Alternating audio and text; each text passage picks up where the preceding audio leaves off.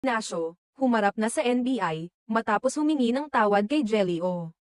Nagkaroon ng isang mahalagang pag-uusap sa tanggapan ng National Bureau of Investigation, NBI, nang magkaharap ang negosyanteng si Jam Ignacio at si NBI Director Jaime Santiago.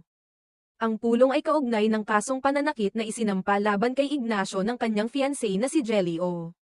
Sa isang eksklusibong panayam ng GMA Integrated News kamakailan, inamin ni Jam Ignacio na hindi niya nais na magtapos ang kanilang relasyon at umaasa pa rin siyang matutuloy ang kanilang pagpapakasal. Ayon sa kanya, hindi raw siya umiiwas o nagtatago sa mga awtoridad, kundi naghintay lamang siya ng tamang pagkakataon para magsalita at magpaliwanag ng buong detalye tungkol sa nangyari. Inamin ni Ignacio na malalim ang pagsisisi na nararamdaman niya sa mga nagawa niyang pagkakamali, lalo na sa pananakit niya kay Jelly. Nagpahayag siya ng taos-pusong paghingi ng tawad sa kanyang fiancé, at ipinahayag na tunay na malungkot